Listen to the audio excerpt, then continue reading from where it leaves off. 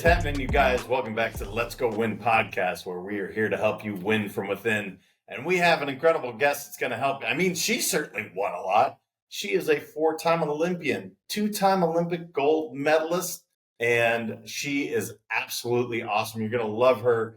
Heather Moyse, as I said, is a 4-time Olympian, 2-time Olympic gold medalist in bobsledding, World Rugby Hall of Famer, and Antarctic mountaineer. With a master's in occupational therapy, she combines elite performance with a deep understanding of human potential. As a speaker, coach, and author of Redefining Realistic, Heather helps individuals and teams shift their mindset, embrace challenges, and unlock sustainable high performance in sport, business, and life. Well, Heather, now that we have the sound all figured out, I'm so glad to see you, and I love the energy you bring. Is pretty awesome. I am excited for the conversation. How are you today? I'm doing great. And I'm really excited to be here with you. Oh, I'm excited to have you. So maybe the smile is because people are like, yeah, 2-time gold medalist and World Rugby Hall of Famer, Antarctic and mountaineer, just because let's throw that in there. And I'm not saying this tongue in cheek. I mean it. How does that feel when somebody says these things to you? Are you like, wow, pinch me? Like, how did this happen? Or this was just the season of life and I crushed it while I was in it. What does that mean to you when people say that? Yeah, it's kind of a very surreal feeling. It's not really a pinch me moment because it would imply that like I've dreamt of all of this for so long and it suddenly came true. A lot of my story I look at in hindsight and kind of have dissected why it is I achieved the things that I achieved or did the things that I did. And I think that is what has enabled me to, be able to help my clients and be able to have a different angle of messaging when I'm speaking on stages, because my entire approach to how all of these things have come about is so different than most of the stories that you hear. And so for me, it's not so much pinch me, but it does feel very surreal. I feel really lucky that my story is different. It allows me to be able to completely change people's perspectives on how things need to be done, on how things should be done, on defining success, on how we even set our goals, on all of the things. It's just been really, really, I feel very blessed that I've been able to have that completely different story to be able to help other people. So it's been pretty cool. Yeah. No, and I think the highlight reel, what I love, and I think the coolest spot, I was reading a little bit on your background. It's not without adversity, of course, right? Any athlete will tell you, like, yeah, man, I got my ass kicked and I had that jerk coach. And, I was absolutely at some point rejected. And I think so often when we hear, oh, well, life is just perfect and sunshine and rainbows for Heather. That's just the way it is. And that's just not reality. But yet you do have this really great approach. So I'd love to just, for people that feel that, like, it's like, well, everything's just perfect for Heather. I know that's not the case. There's no way, because I know you broke your shoulder, and that might be one of the very few, that might be futile compared to other things you dealt with. What are your thoughts on that when people see the highlight reel and they just, oh, it was really easy for Heather? Yeah. It's funny. I wouldn't even have thought of the shoulder. I've had 2 hip surgeries, destroyed my ankle very closely before the Rugby World Cup. I did break my shoulder. I had sponsors almost threatening to pull sponsorship if I didn't quit rugby for bobsledding. I didn't start even lifting weights or training until I was 27. And the only reason I started lifting weights was because I was suddenly faced with the challenge of seeing if I could actually qualify for the Olympic bobsled team. And just see if I could make that team and compete in the next Olympic Games, which were only 5 months later. So for me, it was everything to do with this challenge of, can I learn a new sport? Can I learn to do it well? And can I learn to do it well in time to actually represent my country in 5 months at the next Olympics? If they had said, oh, you'd be so good at bobsledding if you train hard for 4 or 5 years, I probably wouldn't have done it, because it wasn't in my lane. It wasn't in my bank of direct exposures and environments that said that was something that people do. So for me, it was just a short-term challenge that I felt like I could pause real life for And then that is what actually made me realize that real life is what you choose to make it. It's not necessarily like, some people go on holidays and they'll go to some amazing place and be like, man, I wish I could live here. Well, if you stop and look around, there are people who are living there, the people who are at working at the hotel you're staying in and doing all these things. And I think we say these things are for those people. Like for me, it never occurred to me to try to go to the Olympics because Olympians were TV people. I grew up in a really small place. So those were TV people, not everyday normal people like I considered myself to be. So it's not that I actually actively thought, I can't do that. It's that it never became a consideration because it wasn't something that someone in my family had done, someone in my neighborhood had done, someone in my community had done. It was just not a thought. So for me, I think it's interesting that I started when I was 27, but the thing that almost still stopped me from pursuing it, even though I did testing, I ended up breaking a testing record, and suddenly there are two people wanting me to be on their teams. I realized how much we self-sabotage because I almost still didn't even go because of the thought, not fear of not fear of crashing, even the anxiety that was brought on just by the thought of wearing full spandex in front of millions of people. Like I laugh, but this is real, right? Yeah. I laugh too, but it is so real.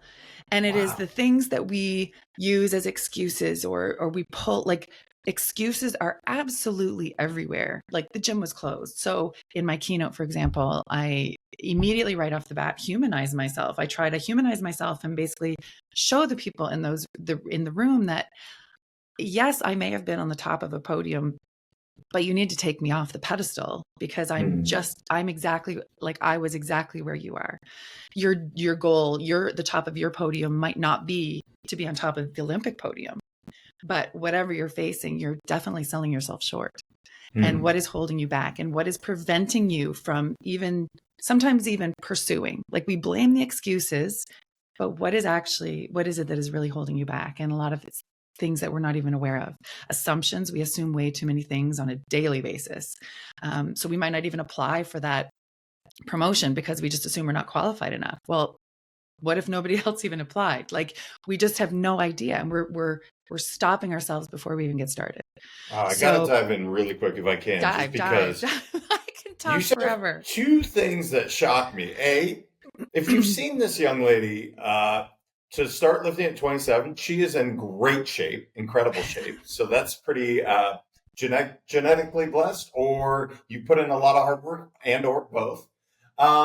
And 5 months. Did I hear that right? You literally picked up bobsledding in 5 months. There's so many bobsledders right now that are like, screw you, Heather. Like, what the heck? That is, again, I've never bobsledded, professionally certainly. That's incredible.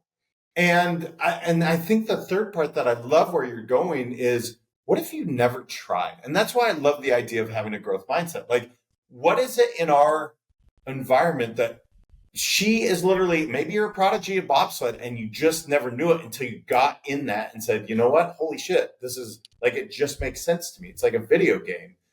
How many things could that be happening for everybody listening where you could be that world-class thing if you just gave it a shot? Put on the spandex in front of millions of people and go give it a shot. Exactly. The thing that I've discovered with all my research and like analyzing my scenarios is that it's discomfort. Like we talk all about comfort zone. You got to step outside of your comfort zone and, to discover what you're really capable of. I get that. I say that too. And you have to step outside of your comfort zone, but we often mistake what that comfort zone is. A lot of people think that comfort zone just means laying on the couch and being physically comfortable. But a lot of times it's actually emotional and mental and sometimes physical discomfort that we're avoiding. And in order to avoid that, we use excuses, and we use excuses that become these socially acceptable outs that we justify and rationalize as reasons as to why we couldn't do it, instead of just saying, you know what, I am very well aware of what this is about and I'm choosing this direction instead of this direction. So it's kind of a little bit about making people aware of their ownership and their own self-accountability.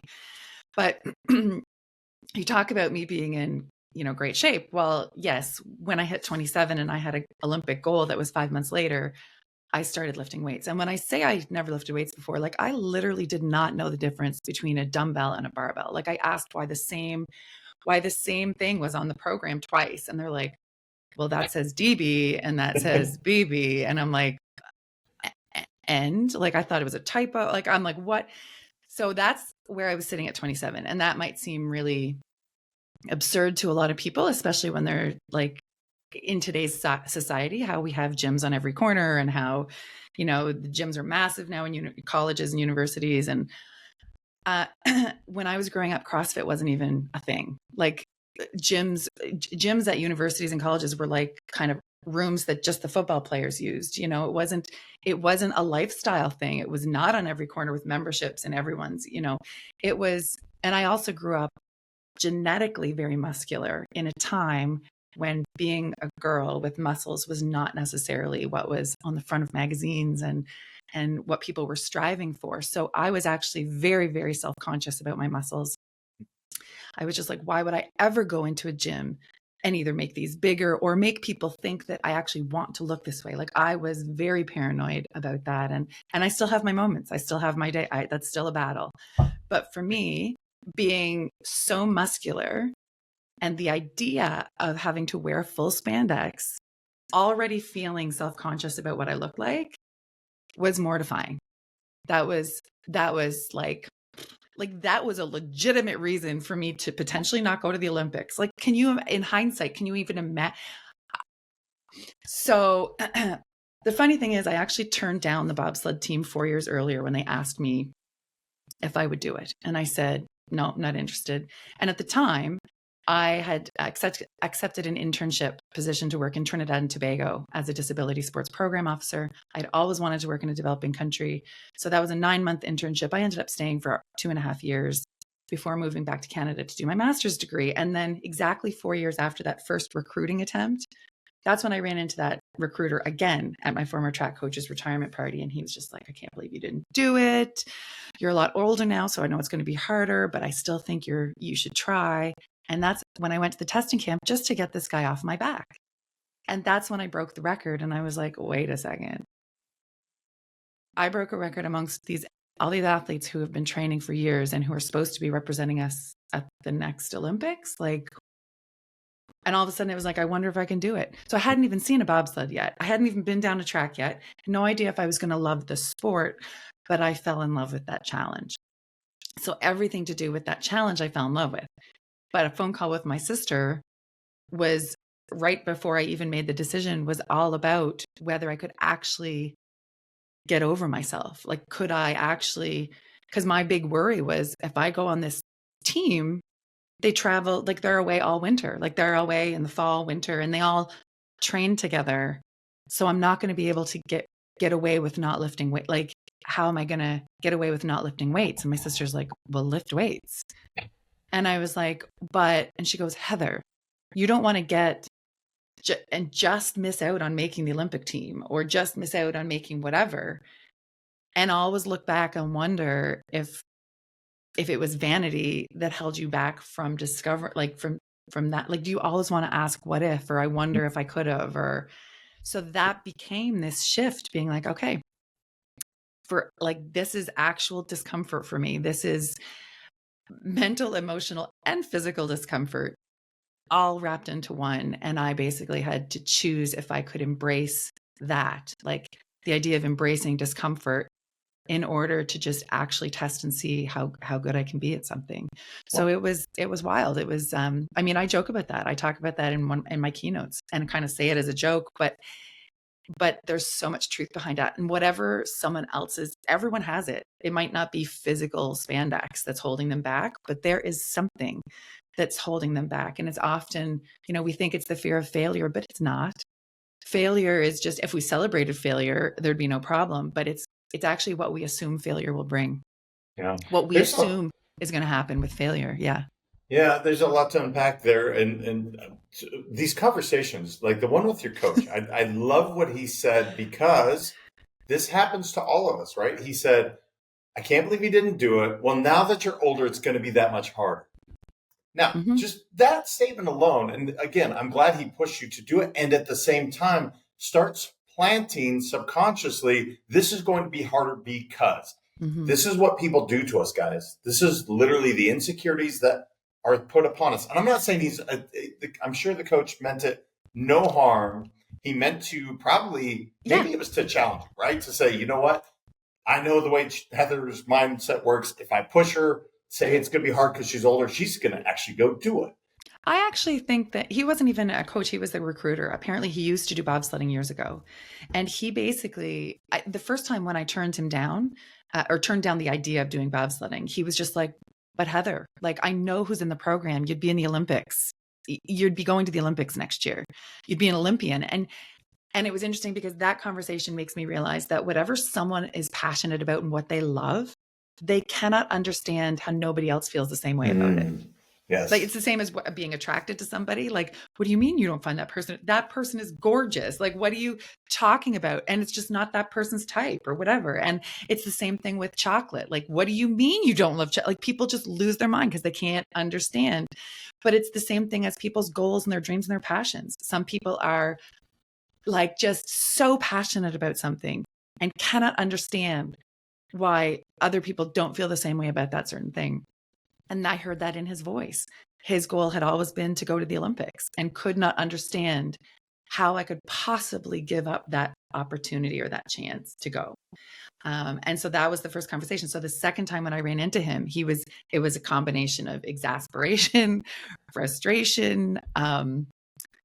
Like, I look back and I know I can now realize how frustrating I was to a lot of coaches before kind of embracing this idea of high performance in sport, because I always just played sports because I loved it.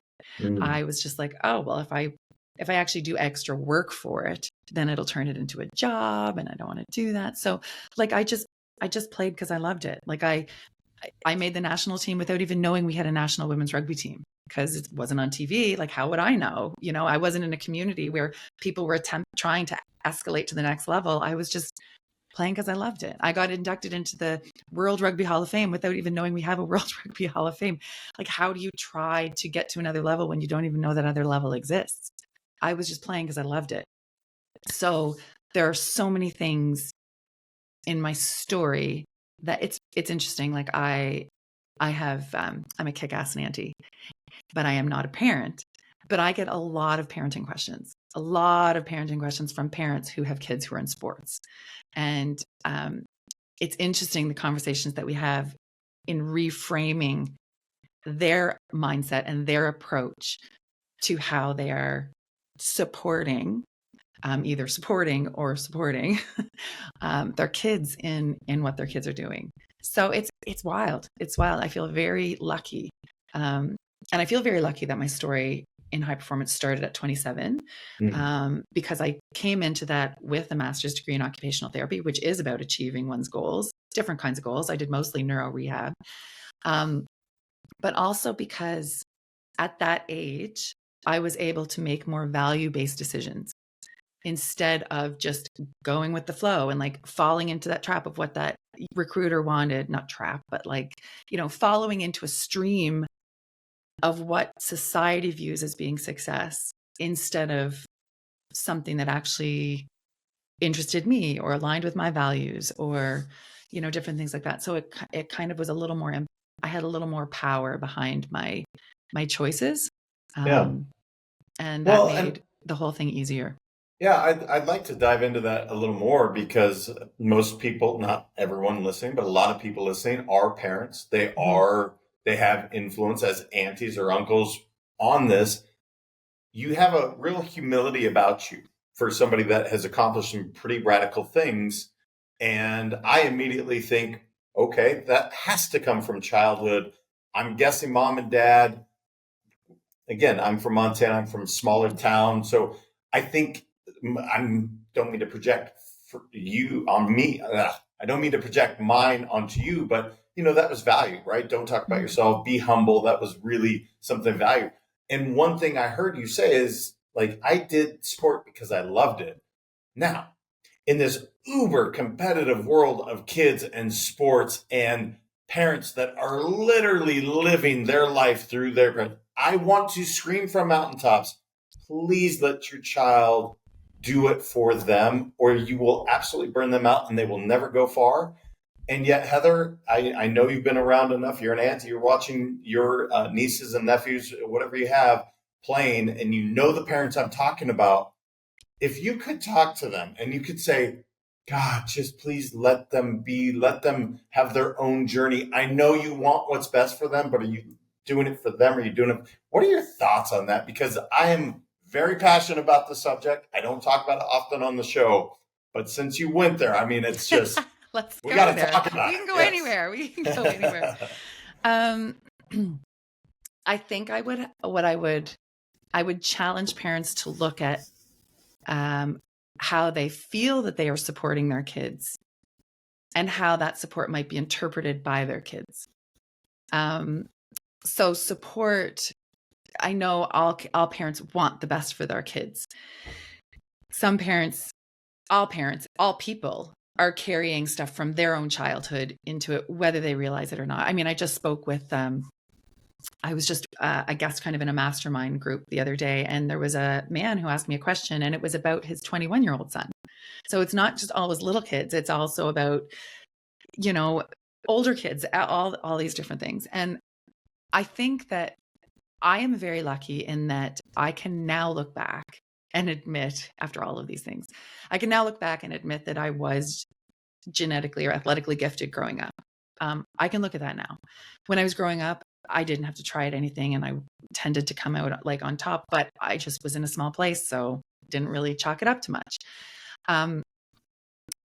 But that being said, like, looking back on all of that stuff, I feel very blessed that my parents didn't really care about sports that much. So we didn't grow up watching sports on TV, analyzing it. I didn't grow up hearing voices of my parents yelling at the TV or saying comments about how this person, oh my gosh, what, like, I can't believe he screwed that up. And like, I didn't grow up with that. I didn't grow up with like transplanting those words to someone on the TV to what they might be thinking if I screw up in sports. So I didn't hear any negative reactions or anything like that. I didn't internalize any of that stuff from them. I also, my parents, it was all about accountability. People are like, did they ever like yell at you for doing something wrong or like at whatever? My parents weren't really yellers, but I definitely got, disciplined or talked to or whatever. But if my parents, they never came and sat in on a practice because they're like, that's the coach's job. I'll come support you at games and stuff, but if they showed up for a practice, so someone's like, they would never get after you if you did something wrong at a practice.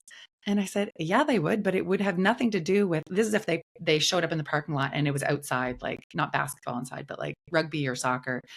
Yeah, they would get after me for sure. But it wasn't about like missing the net or missing a tackle or poor technique or whatever. It was always to do with me talking to a friend at the back of the group while the coach was trying to explain another drill. It was always about respecting the coach, paying attention, whatever. It had nothing to do with the actual sport or the skills involved in the sport. It was everything to do about character, about my character as a person, a teammate, like an athlete, respecting the coach, respecting the other teammates. That's what it was about. That's what my parents were raising. My parents were raising a human. They were letting coaches develop athletes if they wanted to. My parents also, one thing I hope I'm going to throw us off on a tangent. Right now, we're all talking about burnout and how this is how to avoid burnout. Well, part of recovery days, those were kind of ingrained in us growing up anyway, right? Stores never used to be open on Sundays. And we didn't have computers in our pockets. So Sundays was our weekly recovery day for people. Evenings we were together as a family because we weren't on, again, TikTok and Instagram and all of these things and on answering emails and everything. We were present and we were present in our moments. So it was easier to recover. We don't have those recovery days anymore. But even growing up, my parents, like Sundays was our recovery day. And it was, my parents told all of my coaches at the start of every season that if they had a practice on a Sunday, I would not be there. And that it wasn't my decision, it was their decision. But they understood if they had rules and if that meant I had to sit out on a game or not start or whatever, that they would take the ownership of that. But they just wanted to know that the coaches to know that it was not me skipping, it was not me, whatever, it was not my choice. It was theirs. And because their goals, their priorities, their values, it was not about turning me into some kind of world-class athlete. Their priority and their goals was to have to raise a really close family. And as busy as life gets, like that was a day that they kind of shut everything out. For us, chores had to be done before Sundays, homework had to be done before Sundays, exceptions were made during exams or whatever, but it was a time that they kept, no matter how much pressure, how much, whatever. For them, when you're really solid in your values and what's important to you, then those decisions become easy. Like a lot of people are like, oh my gosh, how did they say no to those? And I'm like, they said no because they were very clear on what was most important to them. So those are the kinds of things that helped me, for example, turn down the first opportunity to do bobsledding, because to me, I was already pursuing what I wanted to pursue. Like my value, I wanted to work in a developing country. I wanted that, like I wanted to be able to help and live abroad and learn. And so to me, there was no question. There was no regret about that or any kind of hindsight and looking, like it was wonderful. So growing up with parents who were so solid in their values and priorities was a huge lesson for me, like in hindsight. And I honestly think that the biggest thing that I'd love to tell parents in terms of that support and how they do that is the best support you can give your kids is letting them know that they can stop at any time. The best support you can give your kids is letting them know that your love and support for them is not conditional on an outcome. That it is not conditional, which means if you want to buy your kid ice cream after they win a game, I hope you buy them ice cream after they lose a game. I hope that if you go watch their games, I hope that, if they end up sitting on the bench or not getting as much playing time or whatever, I hope your first question to them after the game is not, why doesn't your coach play you more? It should just be a comment saying, man, I love coming and watching you with your team. I mean, there's a lot to talk about here because you and your family are still very close. I believe, if I'm not mistaken, every Sunday you still get together with your parents and do dinner. If I'm not mistaken. We try. I travel a lot now for speaking and stuff, but Sure. I live about an hour away, and often on Sundays or Mondays, usually once every couple of weeks, I'm here. Yeah. And the simplicity of this idea, because burnout is a real thing. I know you're talking about it wherever you probably go to. I talk about it wherever I'm going to. I talk about it frequently with my clients. Yeah. And, just even the way you broke that down, I was like, yeah, no kidding. Like for thousands of years, guys, there's always been I don't care. It's not a religious thing. No. There was a day of rest, right? Whether it's a Saturday for some, whether it's a Sunday for others. And yet in this competitive environment, I can't take that off. And like you said, these amazing and yet awful computers in our pockets don't allow for any rest, recovery, reprieve, downtime. Yeah, before the recovery, we didn't have to think about recovery intentionally because it was just built in, right? It was just built into our lives. And technology has come, and it's almost like we've glorified busyness, and technology that was supposed to make things more efficient, it has. But instead, it's also heightened our expectations of how quickly we should be responding to things and how much we should be able to accomplish in a certain amount of time. And it's encroached in those times that were automatically great times for rest and recovery. So it's kind of taking away all of those things. And so we need to be intentional with it. It doesn't have to be a full day. We just have to be better. When I talk to people, for me, I'm talking from the point of being a sports athlete. But my messaging is converted to the corporate athlete, like to the high achievers and the high performers in the corporate world or in the business world or entrepreneurial world. And to me, the parallels are astounding, which is why it's so easy for me to be able to relay messages, because it's the same. Like the skill set's not the same, but the qualities and the mindset it takes to be successful in anything, in any industry, they're the same. Champion mindset across the board, champion and becoming a champion in any industry, it requires the same stuff, the same mind stuff. And part of that is the higher levels you go in sports. I've noticed that the higher you go, the more emphasis and importance is placed on recovery. The higher you go in levels in anything else.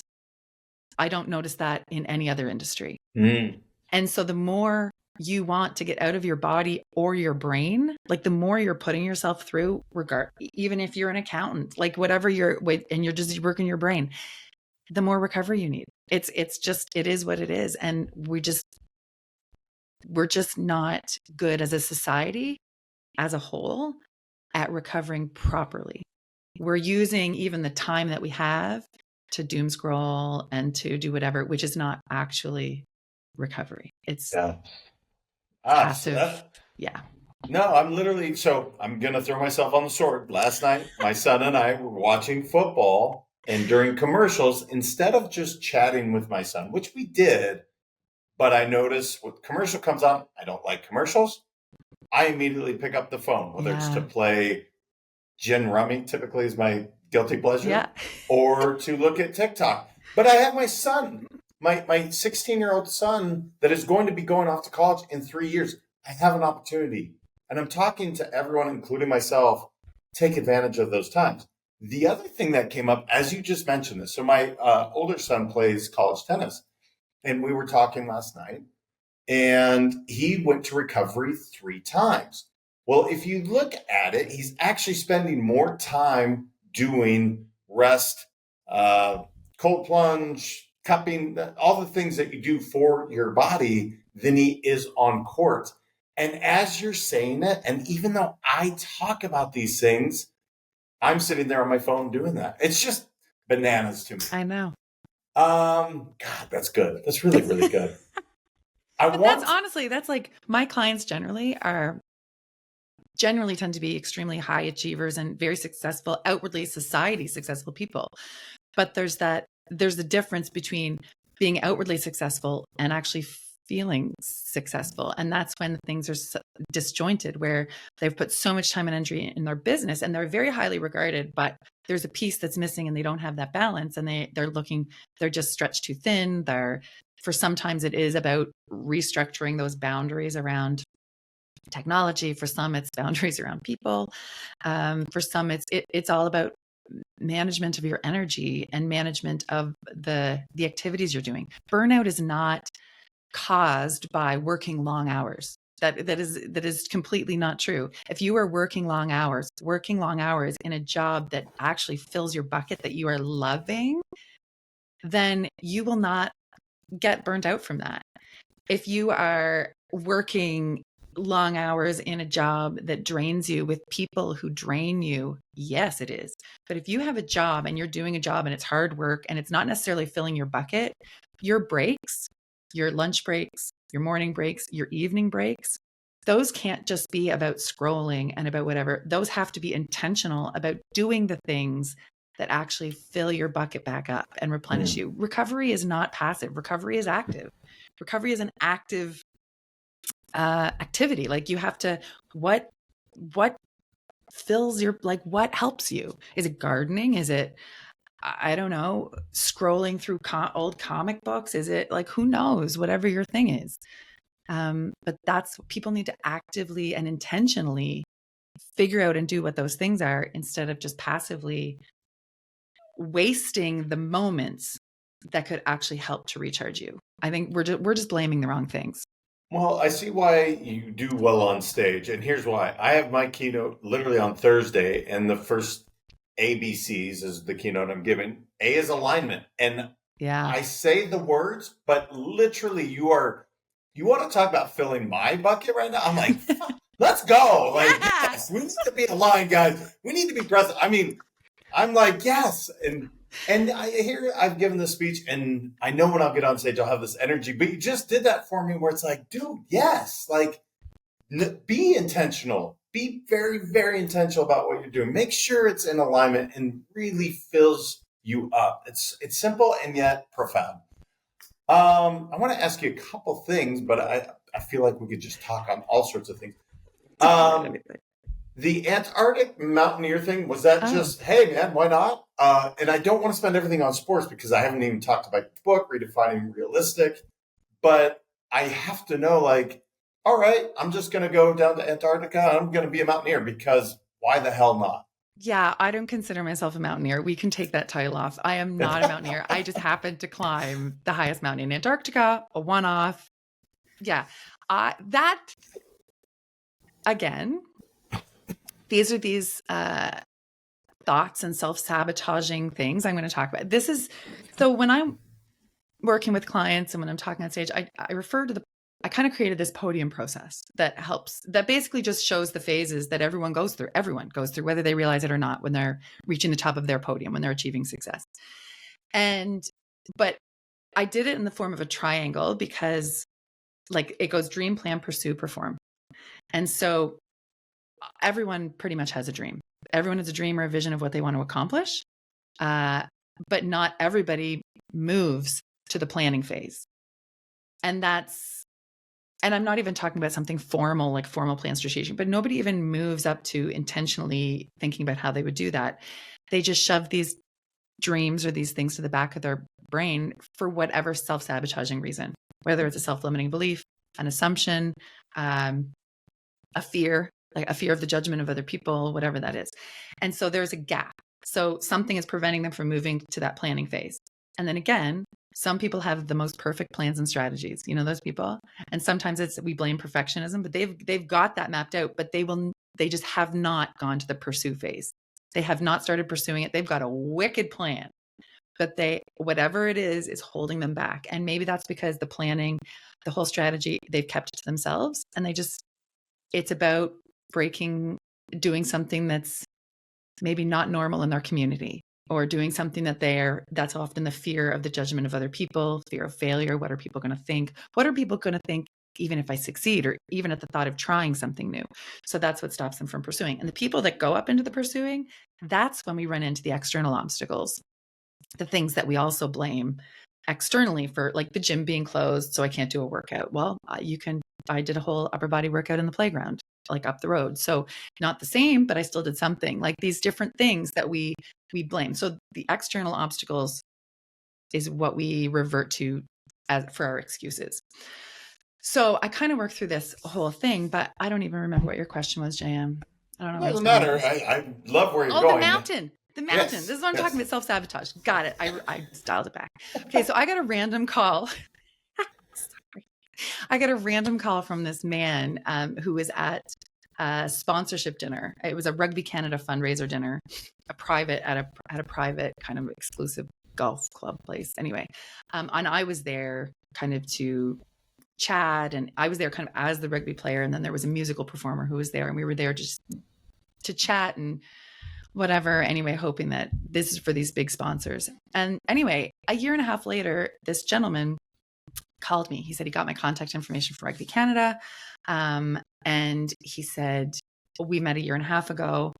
You probably don't remember, but my whole family is a huge supporter of rugby, and also of our military, of our Canadian Armed Forces. And so he said, there's a charity called True Patriot Love, the True Patriot Love Foundation, and they're doing a mountain climbing expedition in Antarctica. And it's a fundraiser for our Canadian, like our basically to help our military service people transition back to civilian life once they're done. So he said it costs $50,000 per person per civilian to go, plus a fundraising of $50,000. And in my brain, I'm thinking like, okay, well, one, I'm a bobsledder. There's no way, there's zero way that anyone could possibly think that I have the money to do that. But all I'm expecting, I'm just waiting, because I'm thinking he says he's going to do it. So I'm waiting for him to ask me for a donated, like a signed donated jersey, or like to donate a Olympic jacket to auction, like to help him raise the money for this. So I'm just waiting. And all of a sudden he just says, I'd like to sponsor you to do it. And I was like, not what I was expecting whatsoever. So this was back in 2016. 26, was it 2016? 2016, I think. Oh my gosh. Wow. COVID has totally added a whole blood. Yeah. Like I can't even process that. Anyway, so it's 2016. So at the time, like my speaking career was just building, like and gaining momentum. But as you know, as a speaker, you could have booking like a really great month. Yeah. And then you could have maybe nothing for a couple months or 2 or 3 months. And so it's very up and down, unpredictable. You just don't know. So this is like a year out. And he's asking me, and I said, okay, well, what's the time commitment? And he said, well, there's 2 weeks in August for training or whatever. And then he goes, but then you have to commit basically to a month, like 3 weeks to a month in January.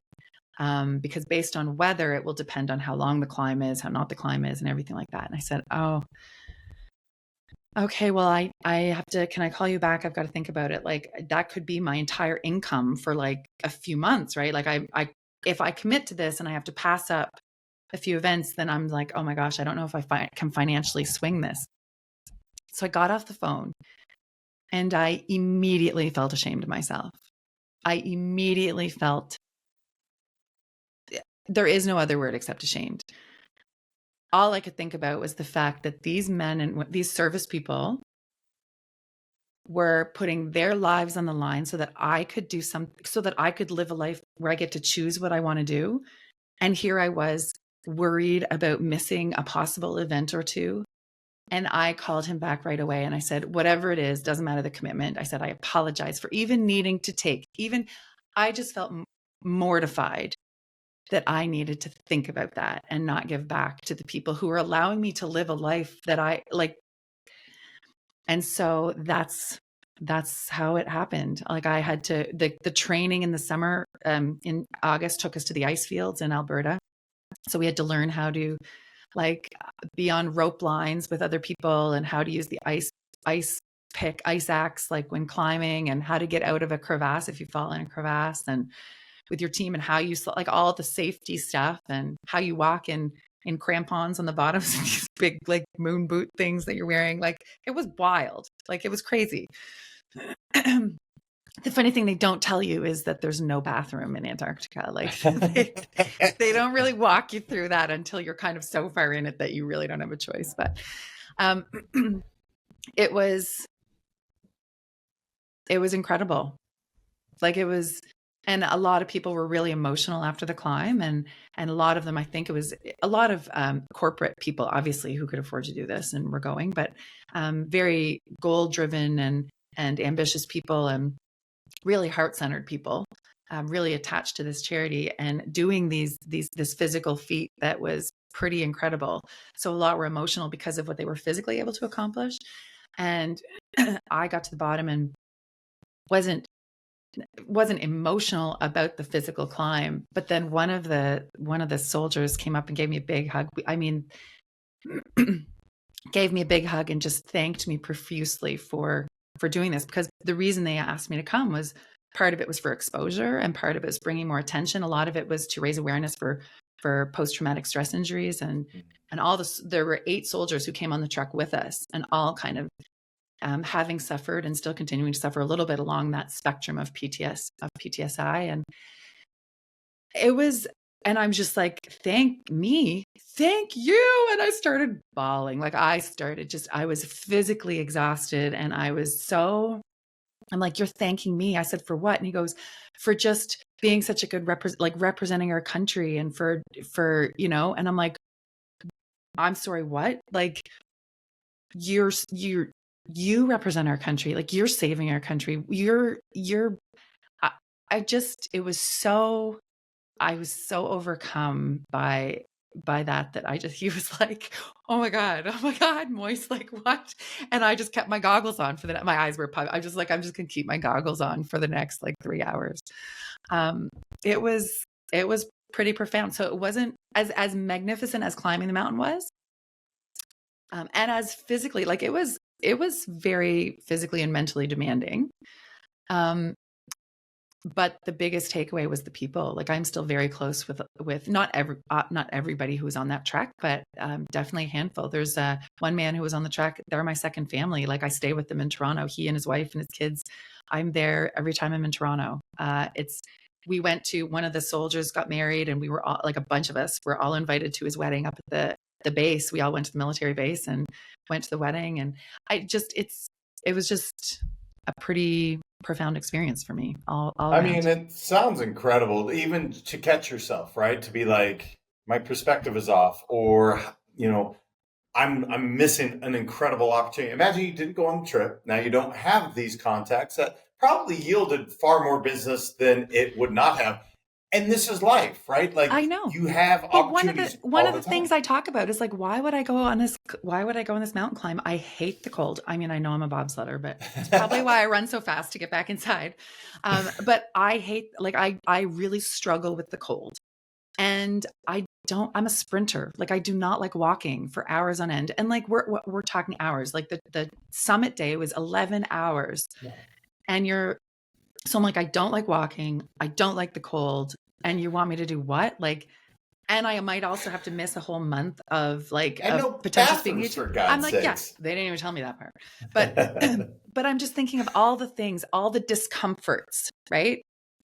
And then I'm like, what? Like, like, I literally was like, what is wrong with me?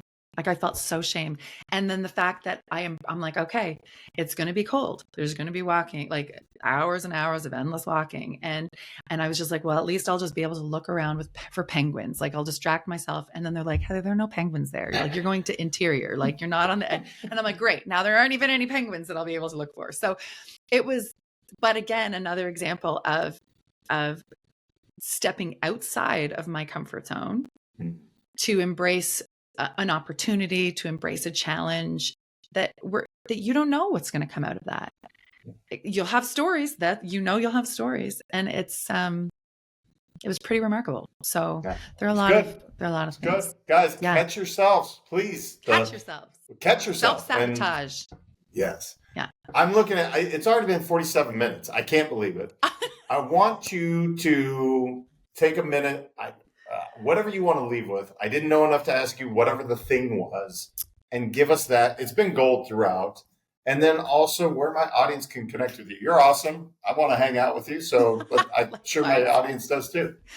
Oh gosh. I'm pretty easy to find. Like Instagram, Facebook, LinkedIn. It's just under my name, Heather Moyse. If you forget, or if someone doesn't know how to spell it, it's easy. Heather, Rugby Canada, Bobsleigh Canada. I'm very easy to find. Website, if people are looking for any extra help with anything, it's just heathermoyse.com. And again, the keywords of bobsledding or rugby tend to help with those searches. I love when people message me and direct message me, but if people actually are looking for help with something specific, then really an email through the website is the best way. Sometimes, if you're probably the same, if you do a post and you get an influx of a whole messages at the same time, there are undoubtedly some that are getting missed, and I would hate to miss someone. I would hate to miss someone who's really looking for some guidance or help with something. But yeah, pretty easy to find. I don't know what else to say. Yeah. I mean, you crushed it throughout. So, I mean, it's pure gold. I appreciate you coming on, sharing so much goodness. Yeah, I really, really enjoyed it. So thank you. I did too. We'll have to do a part 2 sometime. I think we should. I feel That'd be like fun. we literally just scratched this. I have a notebook of questions. I didn't touch them. So there you go. There you go. Perfect. All right. Well, thank you. You're amazing. I appreciate it. Thanks very much for having me. Wow. That could have gone on for a long time. I think my favorite part is she makes these ideas that are really complex to people. For instance, burnout. The way she took burnout and said, look, recovery is active. You need to really treat it that way. And just the way she talked about growing up and having that built in, yeah, we don't do that anymore. We are constantly on. We are always talking about, we always have our phones next to us. We have people emailing us. We're getting pulled so many directions. The way she broke that down, being present, being really intentional about your recovery, I thought it was brilliant. And then her pyramid that she talks about, dream, plan, pursue, perform. If you just break that down and if you look at it, yes, it does start with a dream. Then you plan to get there. Then you actually have to take action and pursue it. And then you get the chance to perform at higher levels, get better each time. I could keep talking to her. And afterwards, after I was done with the episode, we kept chatting. She is incredible. I hope you guys get a chance to go check out her book and make sure to share this with someone you know, because she brought so much energy to the table. She absolutely got me fired up for my keynote that I'm giving this week as well. So I hope you guys enjoyed it as much as I did. I know that it's going to help me go win, and I hope it did the same for you. Until next time, guys, remember your mindset matters. I appreciate you all. We'll talk soon.